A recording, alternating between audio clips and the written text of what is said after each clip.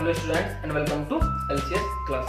तो आज बच्चों हमारा टॉपिक है EMF induced in a rotating conductor in uniform magnetic field. कि अगर किसी यूनिफॉर्म मैग्नेटिक फील्ड में अगर कोई कंडक्टर रोटेट हो रहा है तो उसके अंदर कितना ईएमएफ इंड्यूस्ड होने वाला है। पिछली वीडियो में हमने देखा था कि जब मैग्नेटिक फील्ड में कोई कंडक्टर लीनियर मोशन करता है तो उस केस में उसका ईएमएफ हम निकाल चुके हैं, है ना। अभी क्या कर रहा है, ये रोटेशन मोशन कर रहा है, रोटेशनल मोशन। तो इस केस में कितना ईएमएफ इंड्यूस्ड होने वाला है, ठीक है। तो ध्यान से देखो, अभी मान लेते हैं इसके अंदर यहाँ पर कोई पॉजिटिव चार्ज पार्टिकल रखा है ना, ये पॉजिटिव चार्ज पार्टिकल वो पॉइंट पर हमने मान लिया। जब ये कंडक्टर इस तरीके से रोटेशन करेगा तो इसके पार्टिकल इस डायरेक्शन में मूव होंगे, ऊपर की डायरेक्शन, ठीक है। तो इन पर फोर्स की डायरेक्शन हम निकाल सकते हैं, v vector cross v vector, velocity सबकी वेलोसिटी ऊपर की तरफ, वेलोसिटी क्रॉस मैग्नेटिक फील्ड, तो ये हो जाएगी फोर्स की डायरेक्शन। मतलब पॉजिटिव चार्ज पर नीचे की तरफ फोर्स करना शुरू हो जाएगा और नेगेटिव चार्ज पर अपोजिट डायरेक्शन में। तो A क्या बन जाएगा, पॉजिटिव टर्मिनल बन जाएगा, और V क्या बन जाएगा, नेगेटिव टर्मिनल बन जाएगा, ठीक है। लेकिन इस केस में आप देखोगे जब कोई ऑब्जेक्ट रोटेशन में मोशन करता है तो उस केस में सभी पार्टिकल की वेलोसिटी बराबर नहीं होती, ठीक है। जो पास वाले पार्टिकल हैं वो सेम टाइम में, मान लो अगर ये ऑब्जेक्ट ऐसे घूम के यहाँ पहुंच गया तो ये वाले पार्टिकल तो सिर्फ इतनी दूरी तय करेंगे और ये वाले पार्टिकल इतनी अधिक दूरी तय करेंगे। तो जो दूर के पार्टिकल हैं उनकी वेलोसिटी ज्यादा होती है। और लीनियर वेलोसिटी में, एंगुलर वेलोसिटी में रिलेशन क्या होता है, v equal to R omega. Omega R होती है पाइवोटेड पॉइंट से दूरी। तो जितनी आर की वैल्यू ज्यादा होगी, मतलब पॉइंट अगर यहाँ पर है और अगर पॉइंट पास में है तो पास वाले पॉइंट में आर की वैल्यू कम हो जाएगी, मतलब उसकी वेलोसिटी कम होगी, दूर वाले पार्टिकल की वेलोसिटी ज्यादा होगी। एंगुलर वेलोसिटी सबकी सेम होगी, सारे के सारे पार्टिकल बराबर समय में बराबर एंगुलर डिस्टेंस ट्रेवल करेंगे, लेकिन लीनियर डिस्टेंस जो दूर वाले पार्टिकल हैं वो ज्यादा कवर करेंगे, ठीक है। तो इसका मतलब क्या होगी, देखो हमने इलेक्ट्रिक फील्ड का तो डेरिवेशन कर लिया था पिछली वीडियो में। तो इलेक्ट्रिक फील्ड क्या होता है, linear velocity into magnetic field. लेकिन आप देख सकते हो यहाँ पर सभी पार्टिकल की लीनियर वेलोसिटी अलग अलग है। दूर वाले पार्टिकल की लीनियर वेलोसिटी ज्यादा होने वाली है, तो b की वैल्यू में क्या पुट कर सकता हूँ, लीनियर वेलोसिटी की r इंटू ओमेगा। तो इलेक्ट्रिक फील्ड क्या होगी, r इंटू ओमेगा। r क्या है, यहाँ से दूरी। इसका मतलब r की वैल्यू अधिक है तो वहां पर इलेक्ट्रिक फील्ड भी ज्यादा होगा, मतलब सेंटर से जब आप दूर बढ़ते जाएंगे तो इलेक्ट्रिक फील्ड इंक्रीज हो रहा है। तो जो दूर वाले पार्टिकल हैं क्योंकि इनकी वेलोसिटी ज्यादा है तो यहाँ पर इलेक्ट्रिक फील्ड भी ज्यादा है। तो यहाँ पर देखो मैंने इसको वेक्टर की फॉर्म में बना रखा है, ये इलेक्ट्रिक फील्ड इधर सेंटर की तरफ, पाइवोटेड पॉइंट की तरफ क्या होता जा रहा है, कम होता जा रहा है, ठीक है। तो यहाँ मैक्सिमम इलेक्ट्रिक फील्ड होगा, यहाँ इस पॉइंट पर मिनिमम इलेक्ट्रिक फील्ड होगा, ठीक। तो अब हम देखते हैं यहाँ पर ए और बी पॉइंट के बीच में पोटेंशियल डिफरेंस कितना होने वाला है। तो पोटेंशियल डिफरेंस का हमारे पास डेरिवेशन है, या इंड्यूस्ड ईएमएफ का डेरिवेशन है, del V equal to minus A से बी तक। ए पे डिस्प्लेसमेंट कितना, 0, बी पर टोटल डिस्टेंस कितनी होगी, एल। तो 0 से एल तक E vector dot D are vector, ठीक है। तो छोटे छोटे हर एक छोटे छोटे पॉइंट पे E dot D R calculate करेंगे, minus E dot D R, और उन सारे ई डॉट डी आर को क्या कर देंगे, सम कर देंगे, इंटीग्रेशन कर देंगे, तो टोटल ईएमएफ आ जाएगा कि यहाँ से लेके यहाँ तक पोटेंशियल डिफरेंस कितना है, ठीक है। तो इंटीग्रेशन से सॉल्व करेंगे तो माइनस 0 से एल, ई की वैल्यू कितनी हो गई। तो हम इसके देखो बीच में छोटे से स्टेप मानते हैं कि आर दूरी पर ये डिस्प्लेसमेंट कितनी है, डी आर, और इस पॉइंट पर इलेक्ट्रिक फील्ड कितना मान लेते हैं, ई मान लेते हैं, ठीक है। तो ई की वैल्यू कितनी हो जाएगी, एट पॉइंट ओ पर आर, ये दूरी कितनी हो गई सेंटर से, आर इंटू ओमेगा, बी की वैल्यू पुट कर दी हमने आर ओमेगा, तो R into omega into B. तो ये इस पॉइंट पर क्या आ जाएगा, इलेक्ट्रिक फील्ड इंटू इस पॉइंट का डिस्प्लेसमेंट डी आर, है ना, और एक माइनस का साइन लगा देंगे तो क्या निकल जाएगा हमें, तो हमें इस छोटे से डिस्प्लेसमेंट या इन इस छोटे से दूरी के लिए पोटेंशियल डिफरेंस मिल जाएगा, उसका टोटल इंटीग्रेशन कर देंगे, ठीक है। तो ए की value R omega B, D R, और डॉट प्रोडक्ट हम जो डिस्प्लेसमेंट कर रहे हैं वो इस तरफ कर रहे हैं, है ना, ये डिस्प्लेसमेंट की डायरेक्शन और ये इलेक्ट्रिक फील्ड की डायरेक्शन। तो cos 180 डिग्री आ जाएगा। cos 180 डिग्री की वैल्यू -1, ओमेगा भी इंटीग्रेशन से बाहर आएंगे और 0 से l r into D R, ठीक है। तो r का integration with respect to D R, तो ये कितना हो जाएगा, r टू द पावर 1 + 1, एक इसकी पावर है, ठीक है, और इंटीग्रेशन में एक और बढ़ जाएगी, r to the power 1 + 1 upon 1 + 1, तो r स्क्वायर बाई 2, और इसमें लिमिट आ जाएगी 0 से लेके r तक।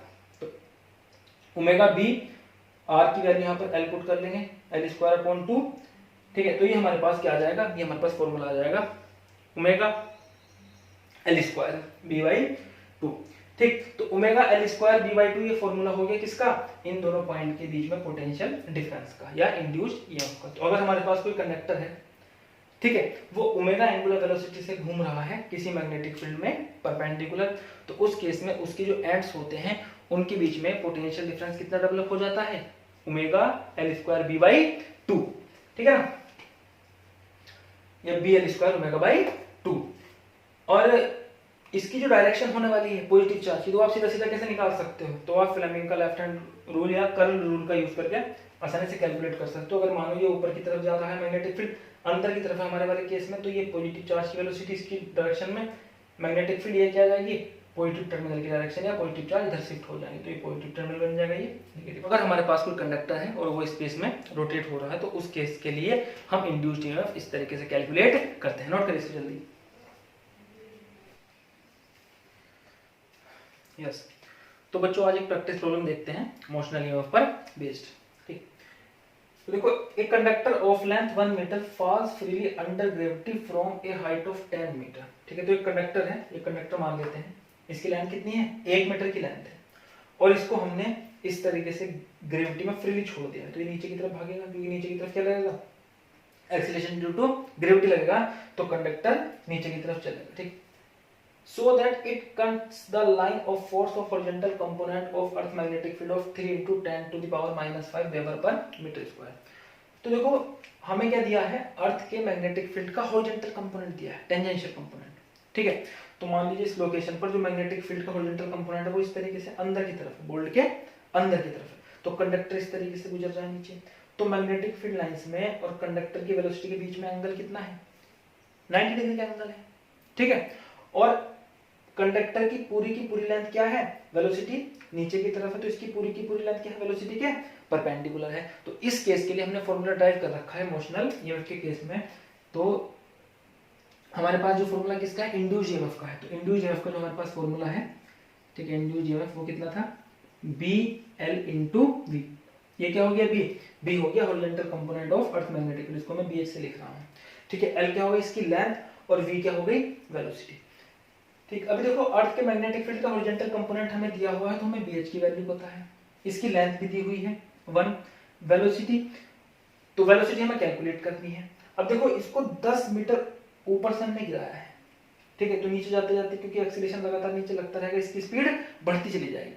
तो हम ये देखेंगे कि जब ये जिस समय पर नीचे गिरा उस समय पर इसकी स्पीड कितनी थी, क्योंकि इसकी स्पीड तो कंटिन्यूसली बढ़ रही है, और हमने क्या देखा, जो ईएमएफ इंड्यूस होता है वो तो वेलोसिटी पे डिपेंड करता है, तो जैसे जैसे ये तेज होता जाएगा इसके टर्मिनल्स के बीच में ईएमएफ वो भी क्या होता जाएगा, इंक्रीज होता जाएगा। ठीक है, चलिए तो इसको हम कैलकुलेट करते हैं। तो इक्वेशन जो कांस्टेंट एक्सीलरेशन है, तो इक्वेशन ऑफ मोशन का यूज कर सकते हैं। ठीक है, हमें क्या कैलकुलेट करना है, वेलोसिटी कैलकुलेट करनी है, एक्सीलरेशन हमें पता है 9.8, ठीक है, और डिस्प्लेसमेंट पता है, तो हमारे पास फॉर्मूला क्या है, फाइनल वेलोसिटी का v square minus u square equal to 2as from equation of motion.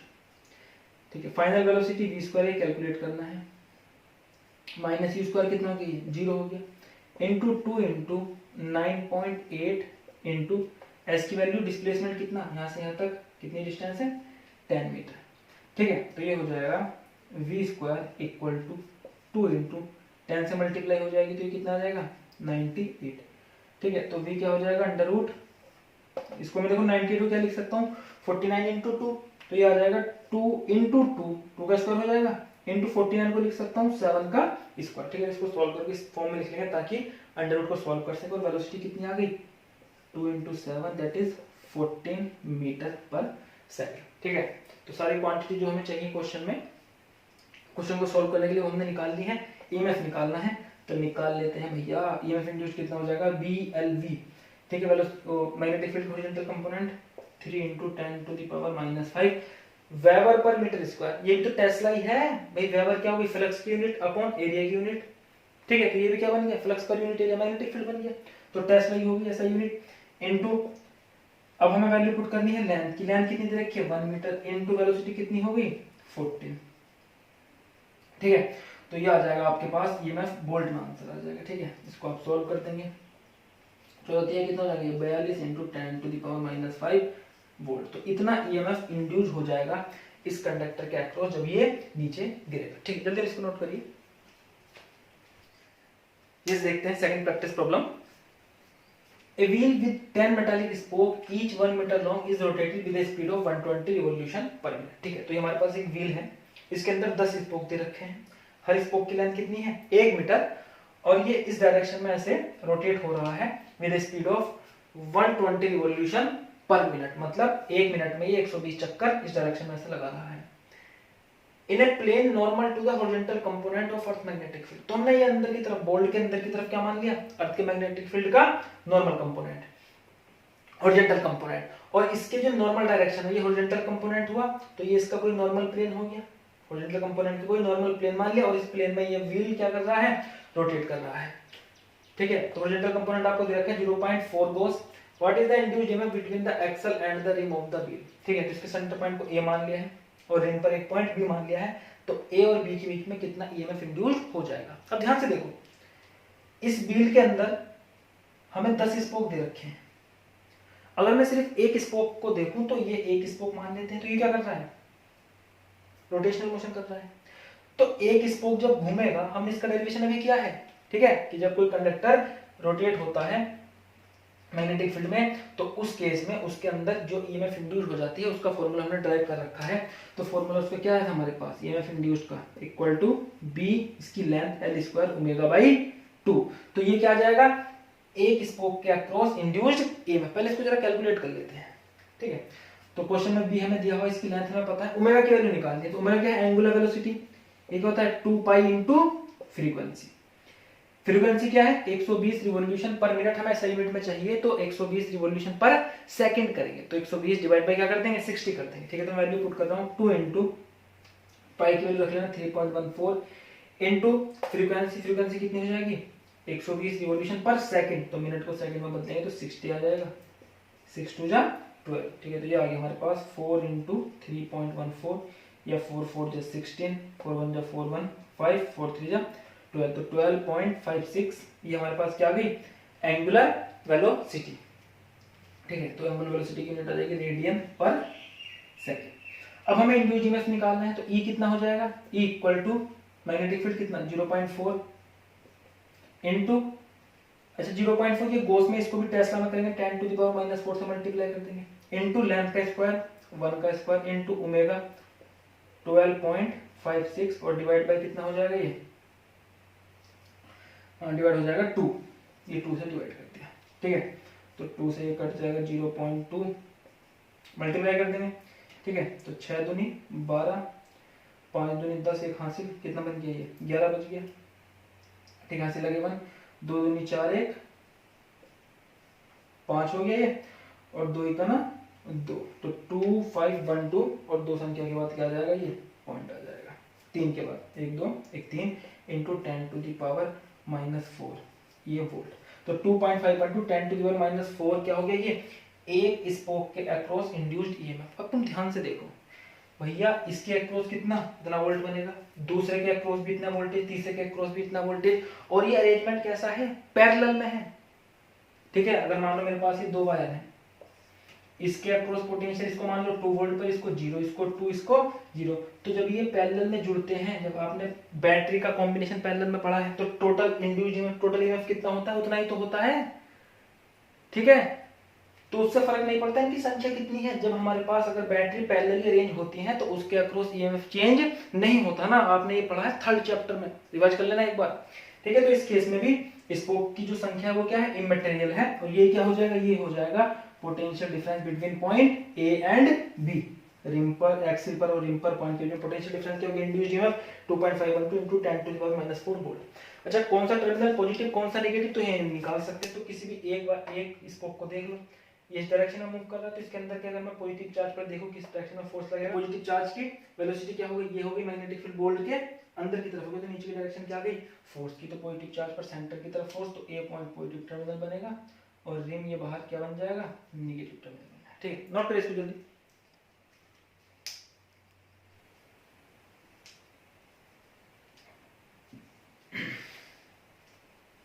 Yes, तो लेंज लॉ में हमने पढ़ा था इंड्यूस्ड ईएमएफ के केस में या इंड्यूस्ड करंट के केस में जो मैकेनिकल वर्क होता है वही इलेक्ट्रिकल एनर्जी में कन्वर्ट हो जाता है, कोई जादू वादू नहीं होता है। ठीक है, तो यहाँ पर हम इसकी क्वांटिटेटिव स्टडी करेंगे। ठीक है, तो मैथमेटिकल फॉर्मूला बनाकर हम प्रूफ करेंगे कि वास्तव में यहाँ पर क्या हो रहा है, law of conservation of energy ही है। ठीक, चलिए देखते हैं ध्यान से। तो हमारे पास यहाँ पर एक यू शेप्ड रेल्स है, इनफाइनाइट रेल मान सकते हैं इसको आप, और इसके ऊपर क्या है, एक कंडक्टर है जो स्लाइड हो सकता है, और कंडक्टर की लेंथ कितनी है, एल है, और अंदर की डायरेक्शन में है मैग्नेटिक फील्ड। ठीक, तो हमने इसको कंडक्टर इस तरीके से रखा हुआ है, और ये v वेलोसिटी से इसको आगे हम मूव करा रहे हैं, और हम इस पर फोर्स लगा रहे हैं F अप्लाई। देखते हैं कितना फोर्स हमें इस पर अप्लाई करना पड़ेगा इसको v वेलोसिटी से मूव कराते रहने के लिए। ठीक है, तो अभी ये v वेलोसिटी से इस डायरेक्शन में मूव कर रहा है। तो हमने क्या पढ़ा है, जब कोई चार्ज किसी वेलोसिटी से मूव करता है तो उस पर क्या लगती है, फोर्स लगती है। मैग्नेटिक फील्ड में अगर वो मूव करता है तो उस पर क्या लगती है, फोर्स लगती है, और वो फोर्स होती है कितनी, q v vector cross b vector. तो इसके अंदर एज्यूम करते हैं पॉजिटिव चार्ज। ठीक है, तो जब v वेलोसिटी से इधर जाएगा तो वेलोसिटी v क्रॉस v, तो ऊपर की डायरेक्शन में क्या लगेगी, पॉजिटिव चार्ज पर फोर्स लगेगी, मतलब इलेक्ट्रॉन्स नीचे की तरफ शिफ्ट होना शुरू हो जाएंगे। तो ये नेगेटिव टर्मिनल बन जाएगा, ये पॉजिटिव टर्मिनल बन जाएगा। अब यहाँ पर सर्किट कंप्लीट है, तो यहाँ पर ऐसे करंट बहनी शुरू हो जाएगी। ठीक है, यहाँ पर ऐसे करंट बहनी शुरू हो जाएगी। ठीक, तो वो करंट होगी कितनी, वो हम कैलकुलेट कर सकते हैं। तो इंड्यूस्ड ईएमएफ कितनी हो जाएगी जब ये v वेलोसिटी से मूव कर रहा है, इसकी लेंथ कितनी है l, और यहाँ पर मैग्नेटिक फील्ड कितना परपेंडिकुलर v, तो इस पर इंड्यूस्ड ईएमएफ कितनी हो जाएगी, E equal to B L V. और अगर मान लेते हैं ये क्लोज सर्किट है, इसका रेजिस्टेंस स्मॉल r है, तो यहाँ पर करंट कितनी हो जाएगी, ईएमएफ अपॉन r, ये value potential difference upon r, तो v L V upon r, ये हो जाएगी इसके अंदर बहने वाली करंट। ठीक, अब देखो अंदर की डायरेक्शन में मैग्नेटिक फील्ड है, और इस कंडक्टर में आई करंट बह रही है, और इधर ये मूव कर रहा है। ठीक, हमने पढ़ा था 4th चैप्टर में, अगर कोई current carrying conductor magnetic field में मूव करता है उस पर भी तो फोर्स लगती है। तो जब ये कंडक्टर जिसमें आई करंट बह रहा है इस तरफ मूव करेगा, इस पर फोर्स का एक्सप्रेशन हमने पढ़ा है, I L vector cross B vector, B I L sine theta. ठीक है, और एल क्या लेते हैं, करंट की डायरेक्शन में लेंथ वेक्टर। ठीक है, तो इसकी लेंथ ये रही, एल वेक्टर की डायरेक्शन करंट की डायरेक्शन में ऊपर हो जाएगी, तो एल क्रॉस वी, तो इस डायरेक्शन में क्या लगेगी, मैग्नेटिक फोर्स। आई बात समझ में, जब आप इसको v वेलोसिटी से आगे मूव करोगे तो जैसे ही आगे बढ़ेगा अपोजिट डायरेक्शन में क्या लगनी शुरू हो जाएगी, एक मैग्नेटिक फोर्स लगनी शुरू होगी, क्योंकि करंट कैरिंग कंडक्टर आगे बढ़ रहा है। तो इस मैग्नेटिक फोर्स के अगेंस्ट आपको इस पर एक फोर्स अप्लाई करनी पड़ेगी ताकि ये कांस्टेंट वेलोसिटी से आगे बढ़ता रहे। v वेलोसिटी से इसको कंटिन्यूअसली मूव करने के लिए आपको एक फोर्स अप्लाई करनी पड़ेगी इस फोर्स के बराबर, ताकि इसी वेलोसिटी से आगे बढ़ता रहे। आई बात समझ में, चलिए ध्यान से देखेंगे। तो जो इस पर मैग्नेटिक फोर्स लगेगी वो कितनी होगी, तो फोर्स का फॉर्मूला क्या है, B I L sine theta, theta की वैल्यू 90, लेंथ फैक्टर ऊपर की तरफ मैग्नेटिक फील्ड, अंदर की तरफ थीटा की वैल्यू 90, तो ये हो जाएगा B I L sine 90 value 1 हो जाएगी, और आई की वैल्यू यहां से रखेंगे B L V upon R, तो B L B upon R, तो जब इसकी प्रोडक्ट कर लोगे तो V square L square V upon R, ये होगी मैग्नेटिक फोर्स। मतलब इतनी ही फोर्स आपको अप्लाई करनी पड़ेगी इसको v वेलोसिटी से मूव करने के लिए। तो आपको इस पर कितनी मैकेनिकल पावर सप्लाई करनी पड़ेगी इसको v वेलोसिटी से मूव करते रहने के लिए। तो मैकेनिकल पावर हम निकाल सकते हैं, पावर क्या होता है, फोर्स इनटू वेलोसिटी। ठीक है, ये वर्क डन या energy supplied per unit time. ठीक है, तो फोर्स कितनी फोर्स अप्लाई कर रहे हैं, V square L square V upon R, और कितनी वेलोसिटी से मूव कर रहे हैं, वी वेलोसिटी से, इनकी प्रोडक्ट हो जाएगी। तो इतनी मैकेनिकल पावर हमें सप्लाई करनी पड़ेगी इसको मूव करते रहने के लिए। तो ये आ जाएगा V square L square V square upon R. ठीक है, तो ये क्या होगी, power supplied to this conductor to for continuously moving with velocity v। अब हम देखते हैं जब ये v वेलोसिटी से मूव कर रही है इसके अंदर करंट भी तो पैदा हो रही है, मतलब इसके अंदर कुछ इलेक्ट्रिकल एनर्जी जनरेट हो रही है। वो इलेक्ट्रिकल एनर्जी है कितनी, या कितनी इलेक्ट्रिकल पावर इसके अंदर जनरेट हो रही है, तो उसको हम क्या निकाल सकते हैं, जूल हीटिंग इफेक्ट में हमने पढ़ा था। Electrical power dissipated in a circuit when current is flowing in the circuit and circuit has a resistance R, तो उस केस में पावर डिसिपेट कितनी होती है, करंट का स्क्वायर इनटू रेजिस्टेंस। अगर किसी सर्किट में आई करंट बह रहा है, उसका रेजिस्टेंस R है, तो उसमें कितनी इलेक्ट्रिकल पावर खर्च हो रही है, I square into R। Current की वैल्यू यहां से पुट करेंगे तो V square L square V square upon R square, एक आर से आर खत्म हो जाएगा, V square L square V upon R. तो आप देख सकते हो power dissipated in this circuit is equal to the power supplied by the external source. Power क्या होता है, energy supplied per unit time. तो जितनी एनर्जी आप इसको हर सेकंड सप्लाई कर रहे हो, उतनी ही एनर्जी हर सेकंड इलेक्ट्रिकल एनर्जी के रूप में वेस्ट हो जा रही है। मतलब आपका किया गया कार्य ही इसमें क्या पैदा कर रहा है, इलेक्ट्रिकल एनर्जी पैदा कर रहा है। और आपने कितना कार्य किया है, कितनी पावर सप्लाई की है, v square l square v square upon r, और इसमें पावर खर्च कितनी हो रही है, v square l square v square upon, तो ये सिंपल क्या है, लॉ ऑफ कंजर्वेशन एनर्जी ही तो है।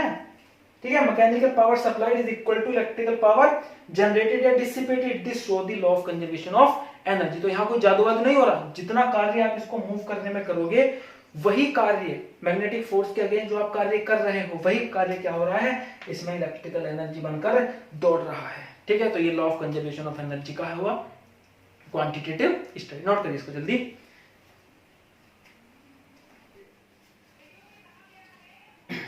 यस, तो नेक्स्ट टॉपिक देखते हैं कि अगर हमारे पास कोई क्लोज सर्किट है और उससे अगर हम फ्लक्स को चेंज करते हैं तो हमें पता है फ्लक्स को चेंज करने से उसके अंदर क्या होगी, ईएमएफ इंड्यूस्ड होगी, जिसके कारण उसमें से करंट बहेगा। ठीक है, तो हम एक्सप्रेशन निकालते हैं कि अगर किसी क्लोज सर्किट से जो फ्लक्स का चेंज है वो डी फाई है तो उसके अंदर से चार्ज कितना फ्लो होगा, क्योंकि करंट बहने का मतलब कि उसके अंदर से चार्ज फ्लो होगा, तो उसके किसी क्रॉस सेक्शन से टोटल चार्ज कितना फ्लो होने वाला है, ये वो फ्लक्स के चेंज होने से वो हम कैलकुलेट करेंगे। ठीक है, तो देखते हैं relation between induced charge and change in magnetic flux. ठीक, तो देखिए हमारे पास एक लूप है, if in a coil magnetic flux changes with time, और टाइम के साथ इसमें कोई मैग्नेटिक फ्लक्स चेंज हुआ, मान लेते हैं dt टाइम में जो फ्लक्स का चेंज है वो d फाई है। अब फ्लक्स का चेंज आप इसको रोटेट भी कर सकते हैं, है ना, इसके एरिया और मैग्नेटिक फील्ड के एंगल को भी चेंज कर सकते हैं, या इस पर एक टाइम वेरिंग एक मैग्नेट से किसी और सोर्सेज से एक time varying magnetic field apply कर सकते हैं। ठीक है, तो किसी भी तरीके से अगर फ्लक्स चेंज हो रहा है, हमने मान लिया dt टाइम में जो फ्लक्स चेंज है वो कितना है, d फाई। ठीक है, तो इंड्यूस्ड ईएमएफ कितना हो जाएगा, तो देखो हम इंड्यूस्ड ईएमएफ का क्या निकाल रहे हैं, सिर्फ मैग्नीट्यूड निकाल रहे हैं, तो change of flux with respect to time का क्या हो जाएगा, मॉडुलस ले लेंगे मैग्नीट्यूड के लिए। ठीक है, तो इंड्यूस्ड ईएमएफ क्या हो जाएगा, d फाई बाई dt, और इसको क्या ले लेंगे हम, मॉडुलस ले लेंगे। ठीक है, तो इंड्यूस्ड करंट कितना हो जाएगा, करंट कितना होता है, induced EMF divided by resistance, तो इस कोयल का रेजिस्टेंस क्या मान लेते हैं, r। ठीक है, तो इंड्यूस्ड करंट कितना हो जाएगा, ईएमएफ डिवाइडेड बाय r। अब देखो करंट क्या होता है, करंट होता है चार्ज फ्लोन पर यूनिट टाइम। ठीक है, तो dt टाइम में हमने मान लिया जो चार्ज का फ्लो हुआ है, बहुत छोटा सा टाइम चुना है dt, तो dt टाइम में जो फ्लक्स का चेंज हुआ है वो कितना है, d फाई, और उसके कारण जो चार्ज फ्लो हुआ है वो कितना है, dq। तो करंट को मैं रिप्लेस कर सकता हूं इंड्यूस्ड करंट को dq बाई dt, ये कितना हो जाएगा, induced divide by resistance, EMF induced divide by resistance, तो ये 1/r इनटू ईएमएफ इंड्यूस्ड की value d phi by dt। ठीक है, तो ये मॉडुलस किस लिए लगाया, ताकि हम क्या लें, पॉजिटिव साइन लें। ठीक है, तो del modulus d phi by dt को मैंने बाहर लिख लिया है, ये क्या हो जाएगा, टाइम इंटरवल हो जाएगा, तो dt से dt कट जाएगा। ठीक है, और हमारे पास जो चार्ज आ जाएगा, charge flow in small time dt, वो कितना आ जाएगा, dq equal to 1/r into d phi, change in flux, इसका पॉजिटिव साइन लेना है, सिर्फ मॉडुलस लेना है। ठीक है, तो अगर मान लीजिए हमने जो टोटल फ्लक्स को चेंज किया है वो डेल फाई है, उस केस में जो टोटल चार्ज फ्लो आ जाएगा वो कितना जाएगा, डेल क्यू। तो आपने देखा जो चार्ज का फ्लो हो रहा है वो टाइम पे तो डिपेंड ही नहीं कर रहा है, वो किस पे डिपेंड कर रहा है, टोटल चेंज इन फ्लक्स। अगर फ्लक्स धीमे चेंज हो या एकदम से जल्दी चेंज हो जाए, ठीक है, तो अगर फ्लक्स का चेंज सेम है, फ्लक्स का चेंज सेम है, तो उसमें जो चार्ज फ्लो होंगे वो भी क्या होंगे, सेम होंगे। तो ये टाइम पे डिपेंड नहीं करता, फ्लक्स चाहे धीमे धीमे चेंज हो या तेजी से चेंज हो रहा हो, अगर फ्लक्स सेम चेंज हुआ है तो उस केस में जो सर्किट में चार्ज फ्लो होंगे वो भी क्या हो जाएंगे, same amount of charge will flow through the circuit. ठीक, अब इस पे एक प्रैक्टिस प्रॉब्लम देखते हैं। Figure shows a square shaped coil of side 1 metre and 2 tesla magnetic field applied normal to the plane of the square. तो हमारे पास ये एक स्क्वायर कॉइल है, इसकी जो साइड है वो 1 मीटर है, और इस पर इसके जो प्लेन पर परपेंडिकुलर अंदर की डायरेक्शन में मैग्नेटिक फील्ड अप्लाई कितना किया है, 2 tesla. If coil rotate by 180 degree as shown, इसको हमने क्या कर दिया, 180 डिग्री घुमा दिया, ऐसे रखी थी ये कॉइल, इसको ऐसे 180 डिग्री हमने घुमा दिया है। Find the amount of charge phloem through the coil if it has resistance of 20 ओम। अगर इस कॉइल का रेजिस्टेंस 20 ओम है तो इससे कितना चार्ज फ्लो हो जाएगा। ठीक है, तो चार्ज फ्लोन का फॉर्मूला हम लगा देंगे, del Q equal to 1/r change in flux का मॉडुलस। ठीक है, तो चेंज इन फ्लक्स कितना हो जाएगा, तो अगर मैं चेंज इन फ्लक्स निकालूं तो क्या हो जाएगा, flux final minus flux initial. तो फ्लक्स इनिशियल मान लेते हैं, तो इनिशियल देखो आप चाहें तो इनिशियली इसका जो एरिया वेक्टर है वो बाहर की तरफ भी मान सकते हैं, अंदर की तरफ, उससे कोई फर्क नहीं पड़ने वाला, प्लस माइनस का चेंज होगा, हमें तो बाद में मॉडुलस ही लेना है। आई बात समझ में? तो इनिशियल केस में मान लेता हूं जो एरिया वेक्टर है वो बाहर की तरफ है, मैग्नेटिक फील्ड अंदर की तरफ है, तो एंगल कितना बना, फ्लक्स का फॉर्मूला कितना होता है, phi equal to B A cos theta, तो मैग्नेटिक फील्ड बी मान लिया, बी ए इसका एरिया ये मान लिया, और ये हो जाएगा cos 180 डिग्री, तो ये आ जाएगा minus B A final flux.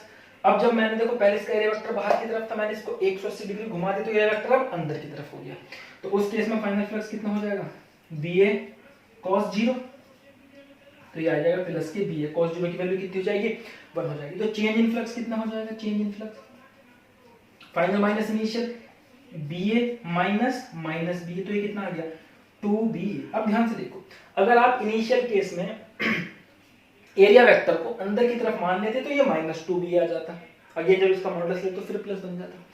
ठीक है, तो हमें क्या निकालना है, टोटल चार्ज फ्लो, तो ये कितना आ जाएगा, change in flux upon resistance, ये कितना आ गया 2bA अपॉन रेजिस्टेंस, तो 2 इंटू बी की वैल्यू कितनी है 2 टेस्ला इंटू एरिया कितना है, तो ये इसकी साइड 1 मीटर है, तो एरिया कितना हो जाएगा मीटर स्क्वायर, तो 1 का स्क्वायर अपॉन इसका रेजिस्टेंस कितना दे रखा है 20 ओम दे रखा है, तो ये 20 हो गया। ठीक है, तो 2 से टाइम हो गया, 2 टाइम 20, तो टोटल चार्ज फ्लो कितना आ गया 0.2 कूलम। तो इस तरीके से हम टोटल चार्ज फ्लो निकाल सकते हैं अगर हमें फ्लक्स का चेंज दिया हो। ठीक है, ओके, नोट करें इसको, जल्दी आगे करते हैं। यस, तो देखते हैं बच्चों, electric field due to a time varying magnetic field. ठीक, तो electric field due to time varying magnetic field, अगर स्पेस में कहीं पर मैग्नेटिक फील्ड है जो टाइम के साथ चेंज हो रहा है, अगर स्पेस में कहीं पर मैग्नेटिक फील्ड है जो टाइम के साथ चेंज हो रहा है, तो उसका इलेक्ट्रिक फील्ड कैसा होता है, और उसका इलेक्ट्रिक फील्ड किस तरह डिफरेंट होता है उन इलेक्ट्रिक फील्ड से जो हमने आज तक पढ़ा है, जब पिछले चैप्टर्स में जो हमने पढ़ा है। ध्यान से देखते हैं, तो हमने पढ़ा था अगर हमारे पास कोई मैग्नेट है, इस मैग्नेट, अगर ये मान लो मेरे पास एक कंडक्टिंग लूप है, इस तरीके से रखा हुआ है कंडक्टिंग लूप, ठीक है, कंडक्टर, तो अगर मैं इस लूप के पास को मैग्नेट ले जाता हूं तो हमने क्या पढ़ा था, इसके अंदर से इनवर्ड फ्लक्स क्या होगा, इंक्रीज होगा, तो ये अपने अंदर से गुजरने वाले फ्लक्स के चेंज का क्या करती है, विरोध करती है, और उसमें एक ऐसा करंट पैदा होता है ताकि अपना फ्लक्स क्या बना ले, अंदर बना, ऊपर की तरफ बना ले। ठीक है, तो जब मैं मैग्नेट का नॉर्थ पोल नीचे की तरफ लाया तो मैंने क्या किया, मैंने इस मैग्नेट के अंदर से गुजरने वाले मैग्नेटिक फील्ड को चेंज किया, मतलब इस मैग्नेट के बीच का जो स्पेस है, इसके चारों तरफ का जो स्पेस है, वहां पर क्या चेंज हुआ, वहां पर मैग्नेटिक फील्ड का चेंज हुआ, उसके कारण इसके अंदर करंट पैदा हुआ। करंट कैसे पैदा हो सकता है, करंट तभी पैदा होता है जब चार्जेस पर क्या लगती है, जब इलेक्ट्रॉन्स पर फोर्स लगती है और वो मूव करते हैं। तो इलेक्ट्रॉन पर फोर्स कौन लगाता है, इलेक्ट्रिक फील्ड लगाता है, जाहिर सी बात है। यानी कि जब मैंने इस मैग्नेट को नीचे मूव किया तो इस मैग्नेट को नीचे से मूव करने पर यहाँ का मैग्नेटिक फील्ड चेंज हुआ, और मैग्नेटिक फील्ड चेंज होने के कारण जरूर कुछ ना कुछ इलेक्ट्रिक फील्ड जनरेट हुआ होगा, तभी तो इस पर फोर्स लगी और इसके अंदर के चार्जेस पर फोर्स लगी in the opposite direction of current, और इस डायरेक्शन में करंट बहना शुरू हो गया। आई कुछ बात समझ में, ध्यान से देखेंगे। मतलब क्या हुआ, अगर ये लूप यहाँ नहीं भी होता, मान लो अगर यहाँ पर कोई करंट कैरिंग लूप नहीं होता, तब मैं मैग्नेट को नीचे मूव करता तो क्या कुछ नहीं होता, तब भी वहां पर इलेक्ट्रिक फील्ड जनरेट होता। वो तो लूप रखा था, लूप के चार्जेस पर क्या लग गया, इलेक्ट्रिक फील्ड के कारण फोर्स लग गया। अगर लूप नहीं था तब भी स्पेस में क्या होता है, इलेक्ट्रिक फील्ड जनरेट होता है, आप याद रखेंगे।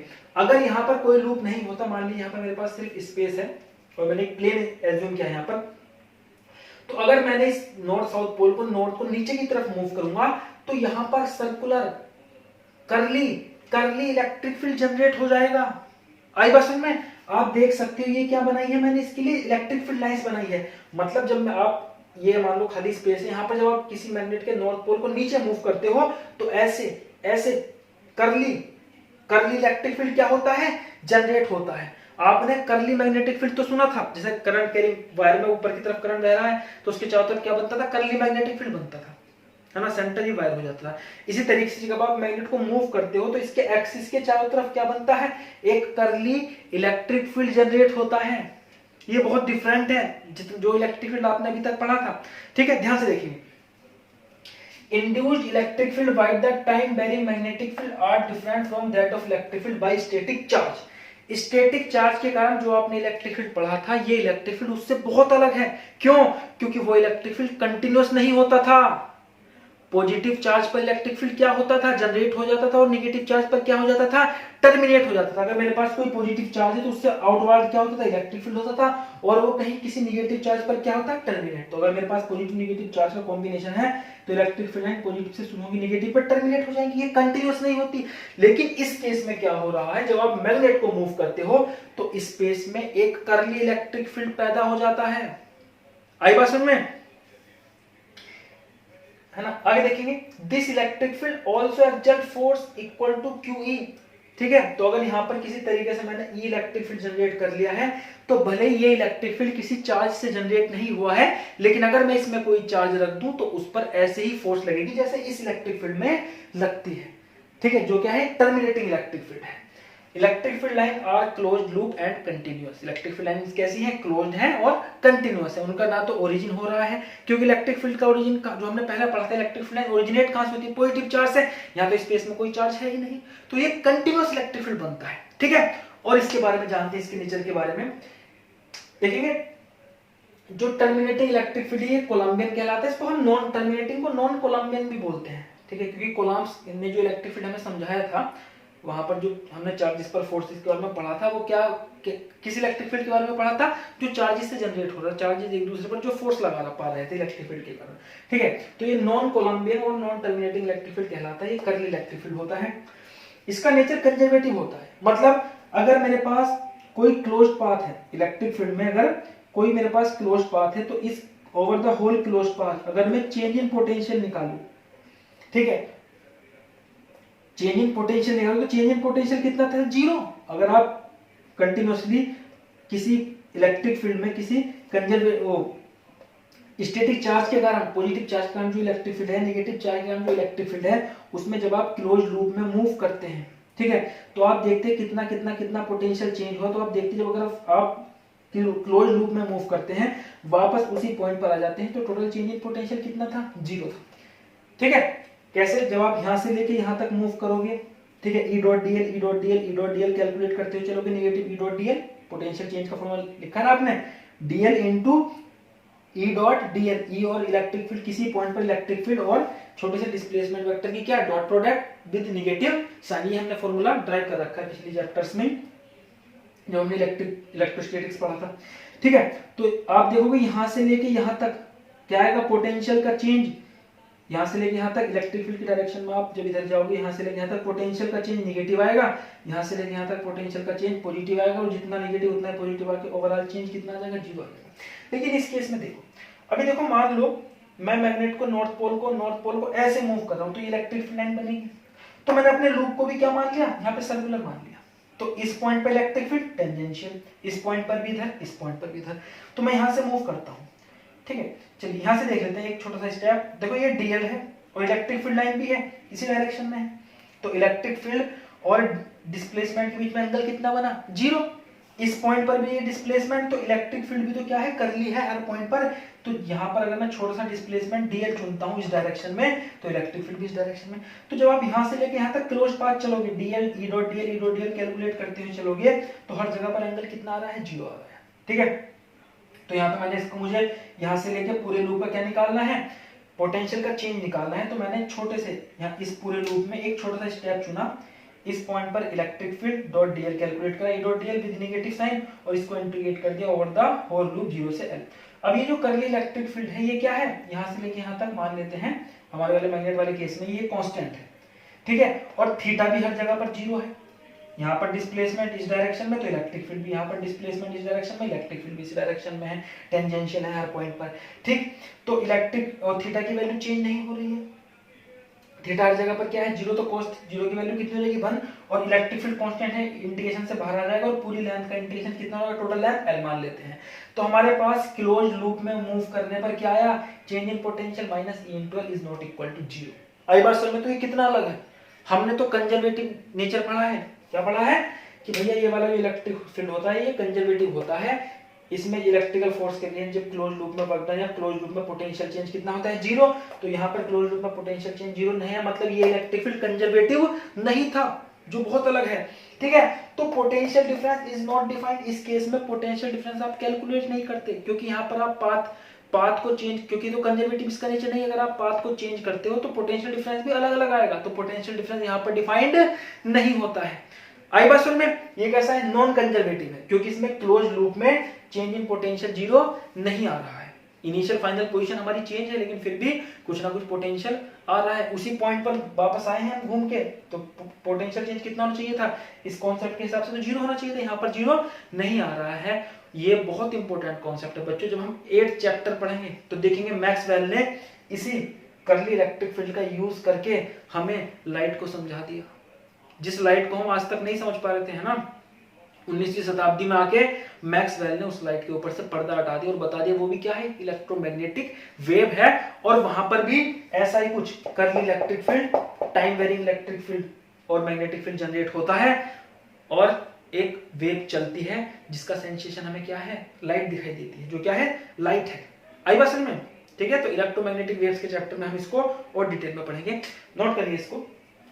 चलिए ठीक है, तो बच्चों आज के लिए इतना ही, आगे नेक्स्ट वीडियो में डिस्कस करेंगे।